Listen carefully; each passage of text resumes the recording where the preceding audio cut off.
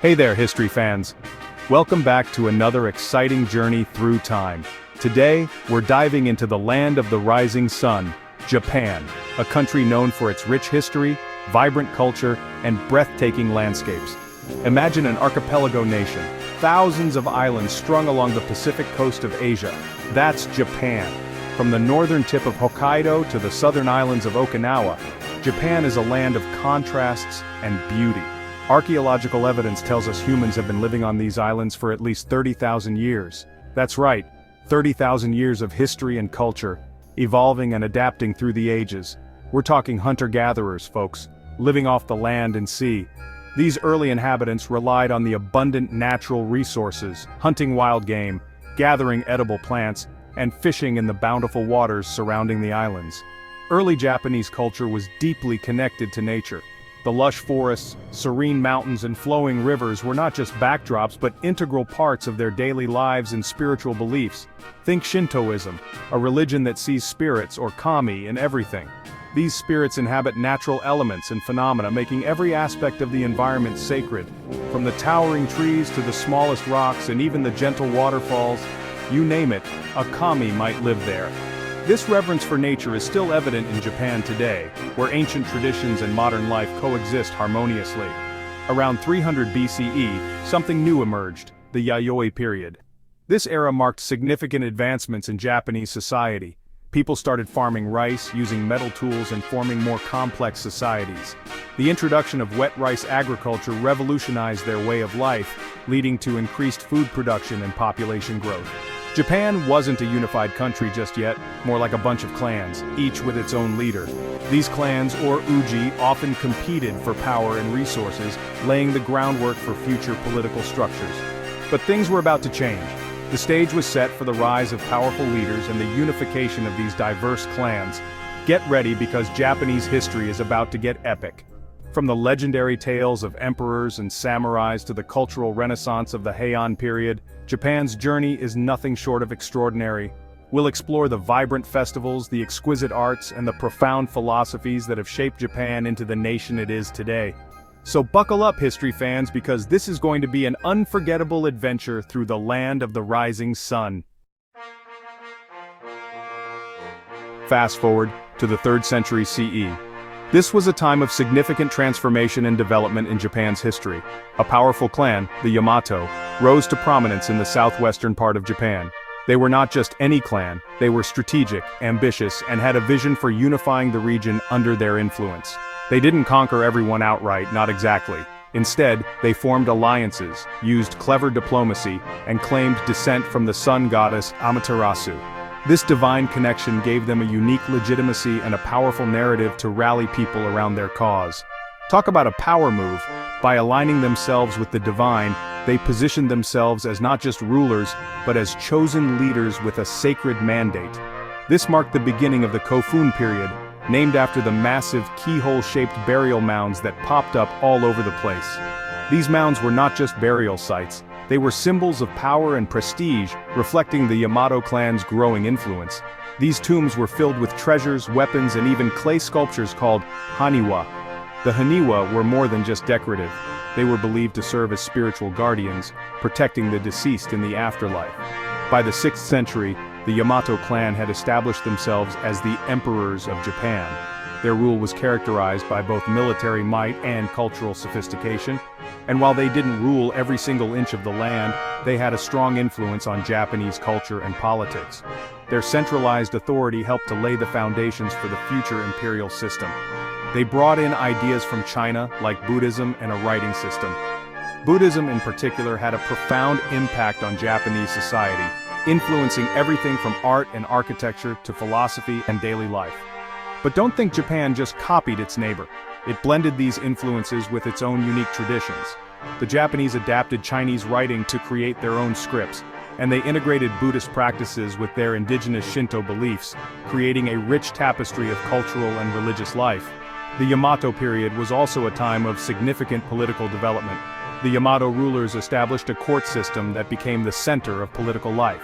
They held elaborate ceremonies and rituals that reinforced their divine status and political authority. This era saw advancements in technology and craftsmanship as well. The Yamato clan encouraged the development of new techniques in metalworking, pottery, and textile production, which contributed to the economic and cultural growth of the region. Trade also flourished during this period. The Yamato clan established trade routes that connected different parts of Japan, and even extended to the Korean peninsula and China.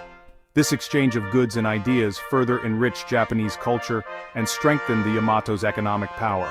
Intellectual pursuits were highly valued by the Yamato rulers. They supported scholars and encouraged the study of Chinese classics, which helped to elevate the intellectual and cultural standards of their court. Festivals and cultural events were also an important part of Yamato life.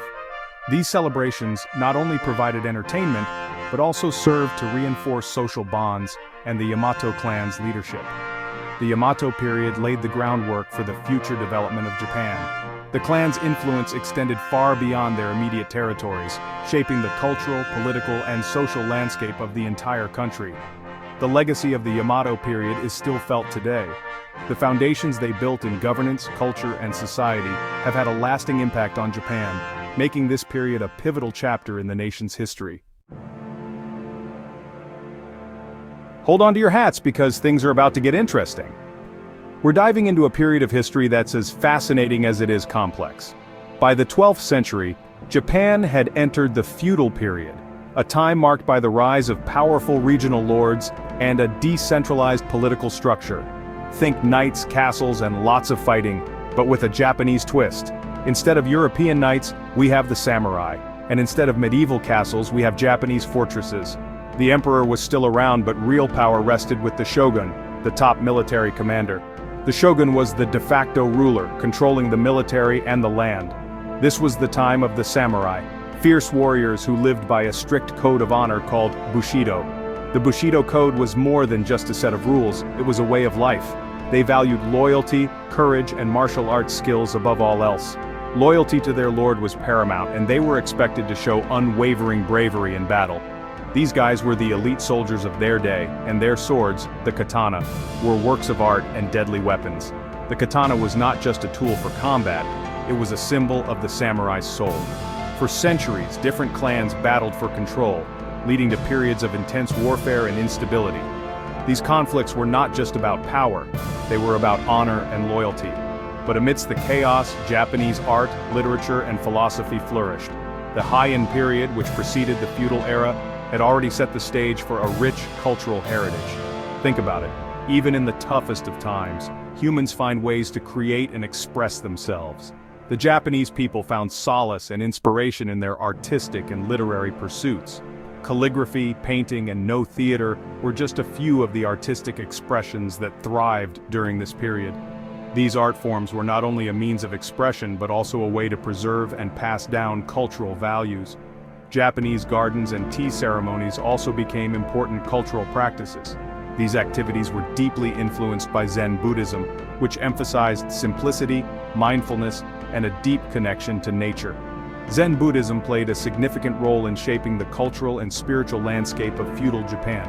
Monks practiced meditation and sought enlightenment, influencing the samurai and the broader society. Samurai training was rigorous and comprehensive. They were not only trained in martial arts but also in literature, philosophy, and the arts. This holistic education made them well-rounded individuals. The loyalty of the samurai to their lords was legendary. They were willing to lay down their lives in service, and their commitment to their code of honor was unwavering. The political landscape of feudal Japan was constantly shifting, with clans vying for dominance. This period of instability eventually led to the unification of Japan under powerful leaders like Oda Nobunaga, Toyotomi Hideyoshi, and Tokugawa Ieyasu. The Tokugawa shogunate, established in the early 17th century, brought a long period of peace and stability known as the Edo period. This era allowed Japanese culture to flourish even further. During the Edo period, art forms like kabuki theater and ukiyo-e prints became popular. These cultural developments were a testament to the enduring creativity and resilience of the Japanese people. The legacy of feudal Japan continues to influence modern Japanese culture. From the values of honor and loyalty to the appreciation of art and nature, the impact of this period is still felt today. Traditional festivals, clothing, and cultural celebrations in Japan often have roots that trace back to the feudal era. These traditions are a living reminder of the country's rich history. Today, Japanese students learn about this fascinating period in their history, and museums and historical sites preserve the artifacts and stories of feudal Japan for future generations to explore and appreciate. So as we look back on the emergence of feudal Japan, we see a time of great complexity, conflict, and cultural richness. It's a period that continues to captivate and inspire us, reminding us of the enduring human spirit. Section 4, Zen Gardens and Tea Ceremonies, Culture in the Shogunate. Let's jump to the 16th century. After years of fighting, a powerful shogun named Tokugawa Ieyasu unified Japan under his rule. The Tokugawa shogunate, which lasted for over 250 years, brought about a period of relative peace and stability. This era saw the rise of Edo, present-day Tokyo, as a bustling capital city and a flourishing of Japanese arts and culture. This is where we get those iconic woodblock prints called beautiful depictions of everyday life, landscapes, and, let's be real, sumo wrestlers. It wasn't just about art though. Zen Buddhism became super influential, emphasizing meditation and mindfulness. The tea ceremony, a ritualized way of preparing and serving tea, became a symbol of Japanese refinement and hospitality. Section 5. Black ships on the horizon, Western contact and conflict. For centuries, Japan had been pretty isolated from the rest of the world, but in 1853, everything changed. American Commodore Matthew Perry sailed his black ships into Edo Bay, demanding that Japan open its ports to trade. This arrival of the West was a huge turning point. It led to the collapse of the shogunate and the restoration of the emperor to power in 1868. Japan realized it needed to modernize, and fast, if it wanted to avoid being colonized by Western powers. And modernize they did. Japan underwent a period of rapid industrialization and military buildup. They adopted Western technologies, reformed their government and education system, and became a major player on the world stage.